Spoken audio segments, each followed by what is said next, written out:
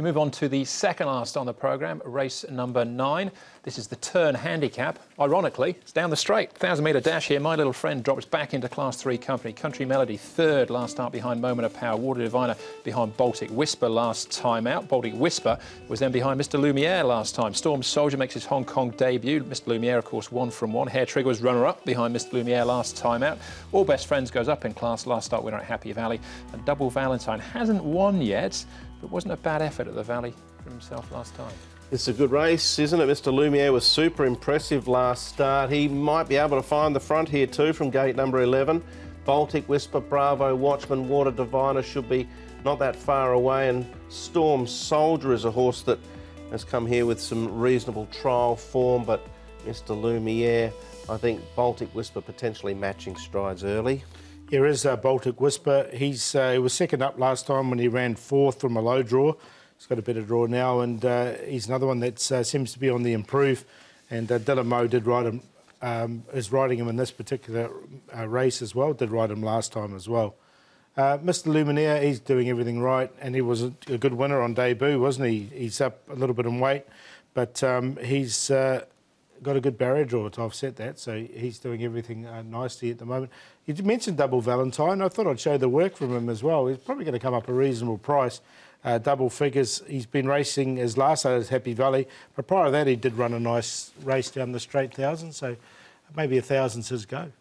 Yep, he's an interesting runner for sure. Let's start off with the last start winner though, Mr Lumiere, and his jockey, Alberto Sanna. Alberto, you ride Mr Lumiere again on Saturday. That was a good win last time. Yeah, it was a nice win, and for me it was expecting win because I train him since I've been here, and he ran well, like I was expecting, and I wish more winners come for him. He's a nice horse. I think he's adapted already well the system here, from Australia to here, and he's quite horse and a nice horse. I like him. Fitness-wise, has he improved from that first up run? But he just ran 13 days ago, so just we get keeping his fitness same as last time, so it's good. We just give him his easy work, and I think he's perfect. And last time out too, you were towards the middle part of the track from your draw. This time out, do you think you'll get an easier run closer to the rail? I think so, yes, because last time I was in the middle of the track alone, and it wasn't easy because it was Chinese New Year day, and it was big crowded. It was good.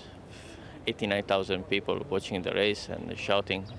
So there was, in the last stages, get a bit surprised from that people running from Wagga to and Lytton to here is big difference even for him.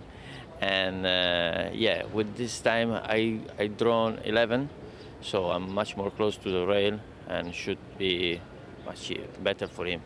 He's hit the ground running, hasn't he, Mr Lumiere? But Alberto, touching on the crowd, he was winning at Wagga and at Lytton. I don't think he got 89,000 there, so it would be a bit different for him.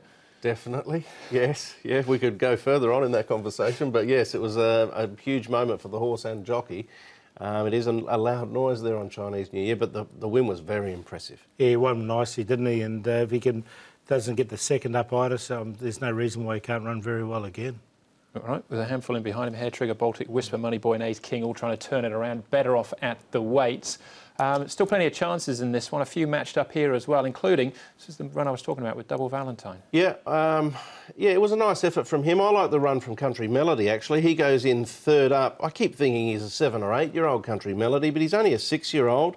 He's had a few stables. He was with John Size for a while. He's now with Frankie Law. 3-time winner course and distance, 2-time winner in the class. He's got a reasonably good record fresh. He finished alongside a Blocker D there who won on Wednesday night, so he's going to go in for me. Yeah, I almost put him in. He was in and out at one stage for him. I expect him to run well. He does like the straight 1,000. Money Boy, I mean, what do you do with him? He's been around for... He seems to really love the rigours of racing. Yep, he's had a lot of racing. I just wonder whether he might flattened off a little bit, but be hard to leave out of the exotics. All right, OK. Bravo Watchman's had a little bit of a freshen up. We haven't seen him on the track since December. He's unbeaten course and distance, 2 from 2. That's the key, isn't it? He said, probably congrats, this one. He does like the straight 1,000. This wasn't just a sort of a pipe opener trial just to get rid of all the cobwebs and whatnot. He was pushed out a little bit towards the end, but this is on the dirt. And some of the horses, you know, once they get onto the turf, they perform a lot better. He's had a fever, so that was a little concerning back in mid to late January, some time off. But he's a very, very talented young horse, so he's going to go in for me. All right. One debutant here in the shape of Storm Soldier, formerly trained by John Gosden. His name was Castle Harbour. And the form looked pretty good in his early days. Yeah, 1167 metres, 1,167 pounds, I should say. Hood goes on, tongue tie goes on. He's had 3 trials. But what I've seen in his racing, he needs longer than 1,000 metres. So I think it's a good pipe opener for him. Yep. I think he'll feel the race through the first couple of hundred, and that'll be a bit too much for him first up. All right, his 3-year-old season, he was favourite for the Jersey Stakes at Royal Ascot. Ribchester won the race, went on to be an outstanding miler himself. So I'd say they thought a bit of him, but maybe watch him this time round. Yeah, just think once he steps up 1,100 metres. I think Baltic Whisper, he ran well last time. He's got a better draw this time. He's now experienced. This will be his 3rd run. He was pretty impressive on debut. So I've got him to beat Mr. Lumineer. Not much between them, but Mr. Lumineer does bounce in. I think Baltic Whisper, with that little extra race under his belt, can beat him. So 5 to beat 8. Bravo Watchman down the straight 1,000's unbeaten. And Water Diviner, another one that always runs this track very well. And this distance, he's just drawn 3, but I think he can get into the finish as well. So 5, 8, 6 and 4. I like the 5. He's an each-way price too, I thought, at 9 and 3.30. I got him in the 4. I ummed and ahed here. I wasn't sure whether to go to Mr. Lumineer or Bravo Watchman. I ended up going Mr. Lumiere because I'm just worried a little bit about that setback that Bravo Watchman had. He had a fever. He's only had the 1 trial since that. Having said that, his fresh record is outstanding, and so is his straight course record. So both very nice horses. Could go either way for me, really. 8, 6, 6 or 8. I've got Country Melody in. I think he'll run well. And Baltic Whisper, but 862 QQP for me. Again, not much change for me, but I will not be leaving Hair Trigger out of my selections either. All right, that was the 9th. One more to go then, race number 10 plus all the best bets. That's up next.